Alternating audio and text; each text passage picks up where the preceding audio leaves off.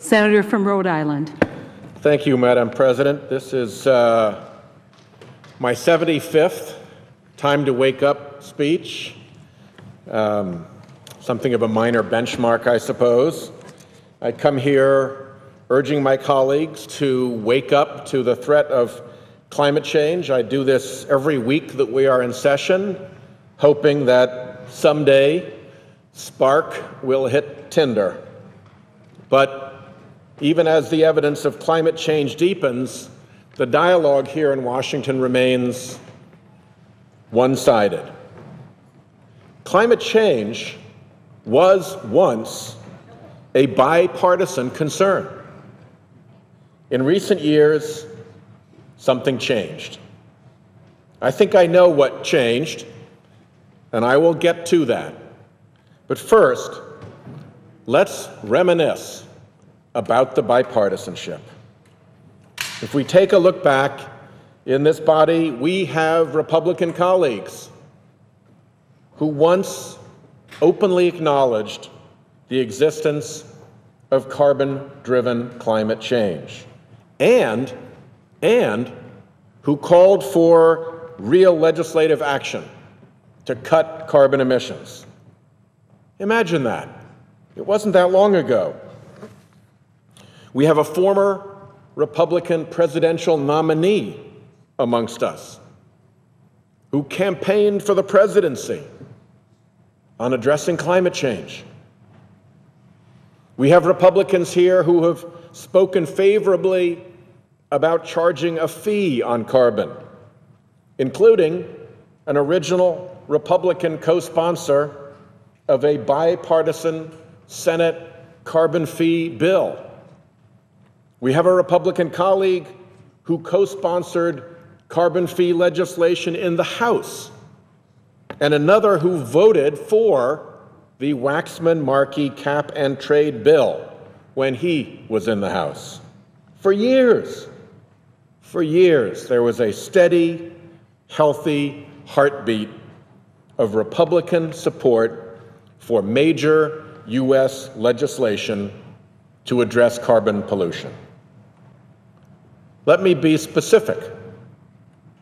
In 2003, Senator John McCain was the lead co-sponsor of Democrat Joe Lieberman's Climate Stewardship Act, which would have created a market-based emissions cap and trading program to reduce carbon dioxide and other heat-trapping pollutants from the biggest U.S. sources.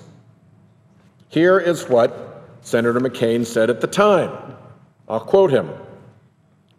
"While we cannot say with 100% confidence what will happen in the future, we do know the emission of greenhouse gases is not healthy for the environment. As many of the top scientists through the world have stated, the sooner we start to reduce these emissions, the better off we will be in the future." End quote. His Climate Stewardship Act actually got a vote. Imagine that. And when it did not prevail, Senator McCain reintroduced the measure himself in the following Congress.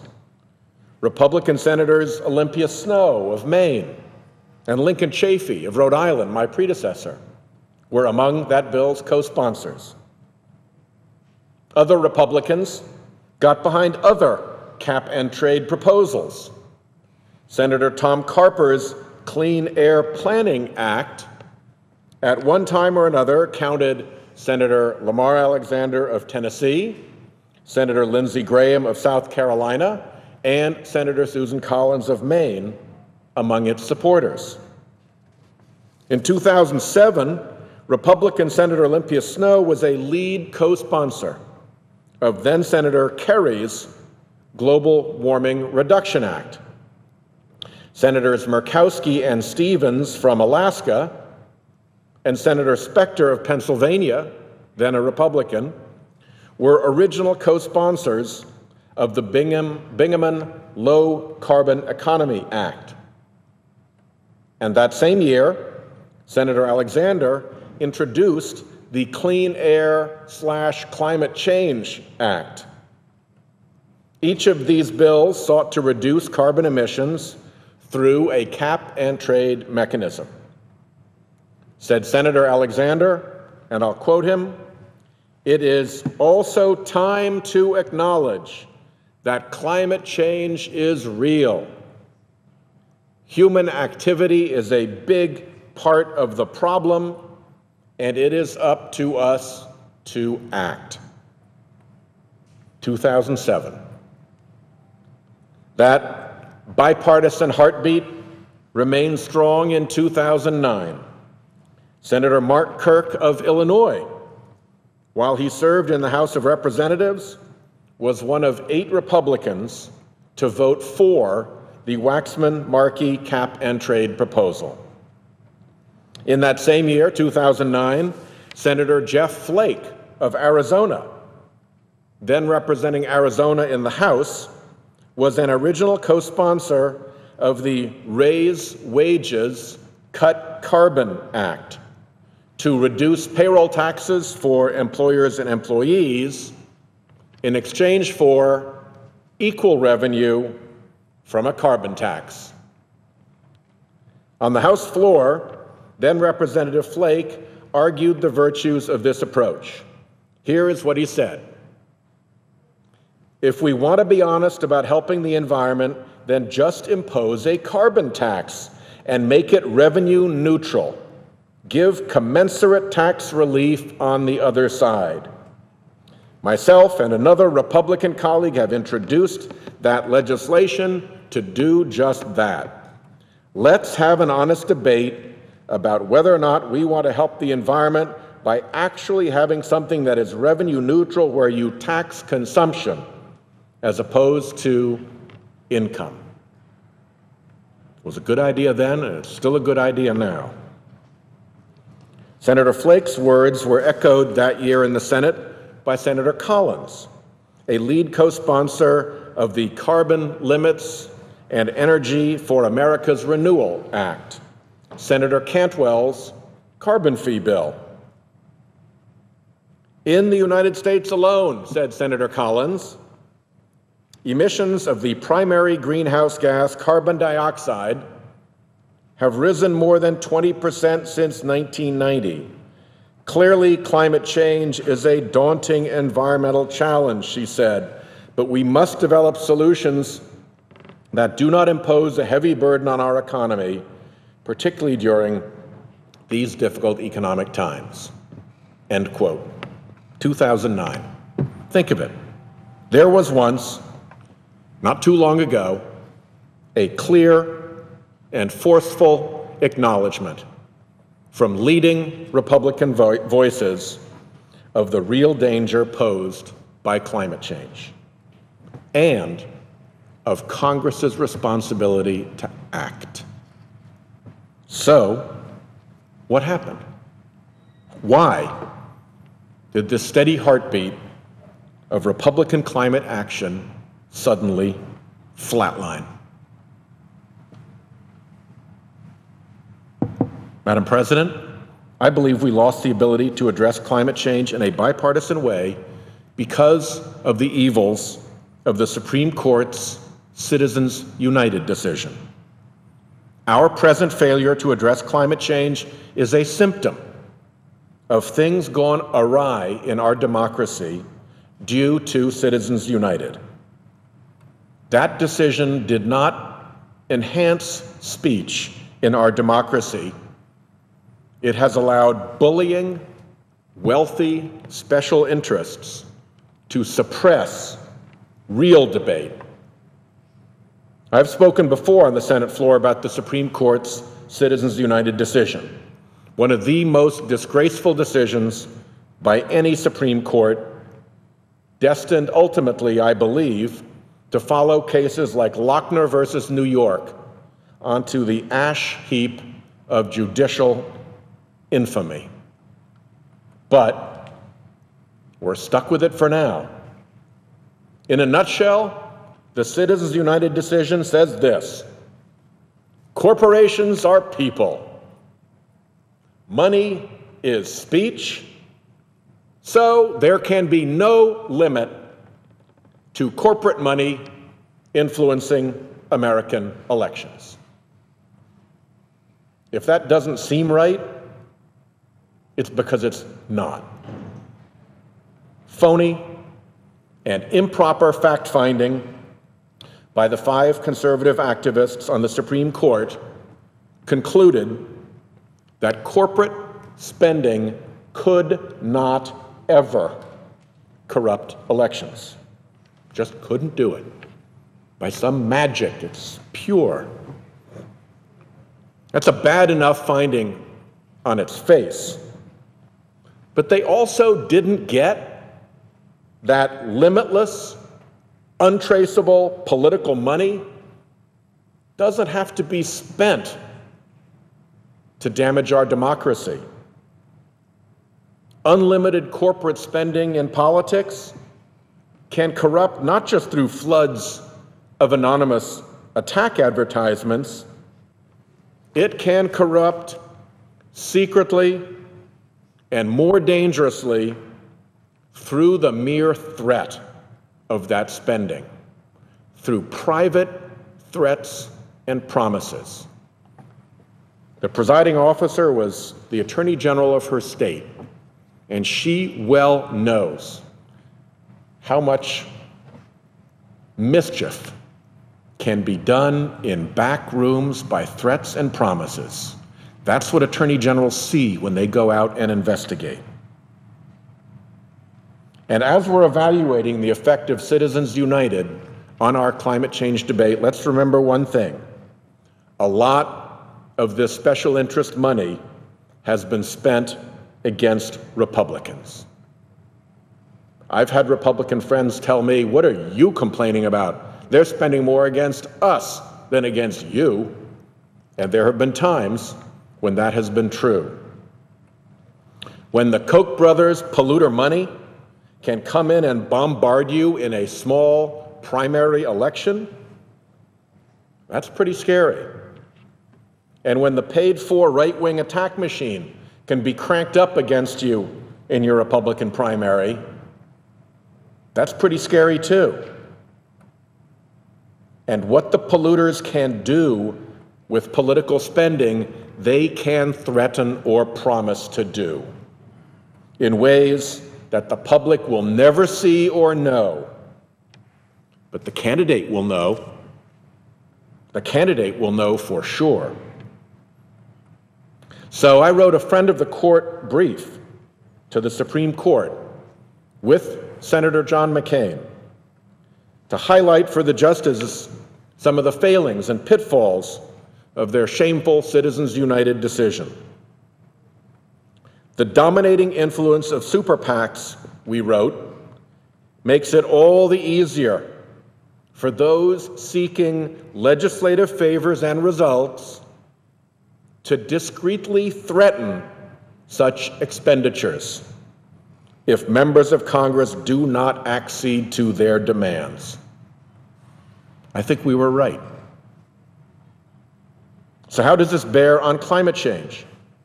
All that bipartisan activity I talked about preceded Citizens United. After that, polluter attacks funded by Citizens United money and the threat of those polluter attacks, perhaps promises not to make those attacks if you behave, cast a dark shadow over Republicans who might work with Democrats on curbing carbon pollution. Tens, perhaps even hundreds of millions of dark money dollars are being spent by polluters and their front organizations. And God only knows what private threats and promises have been made. The timing is telling. Before Citizens United, there was an active heartbeat of Republican activity on climate change. Since then, the evidence has only become stronger. But after Citizens United uncorked all that big dark money, and allowed it to cast its bullying shadow of intimidation over our democracy, Republicans, other than those few who parrot the polluter party line that climate change is just a big old hoax, they've all walked back from any major climate legislation. We have senators here who represent historic native villages now washing into the sea and needing relocation because of climate change and sea level rise. We have senators here who represent great American coastal cities now overwashed by high tides because of climate change. We have senators representing states swept by drought and wildfire. We have senators whose home state forests by the hundreds of square miles are being killed by the marauding pine beetle. We have senators whose home states' glaciers are disappearing before their very eyes. We have senators whose states are having to raise offshore bridges and highways before rising seas. We have senators whose emblematic home state species are dying off, like the New Hampshire moose, for instance, swarmed by ticks by the tens of thousands that snows no longer kill. Yet none will work on a major climate bill. It's not safe to. Ever since Citizens United allowed the bullying, polluting special interests to bombard our elections and to threaten and promise to bombard our elections with their attack ads. Well, despite all the dark money, despite the threats and intimidation, I still believe this can be a courageous time.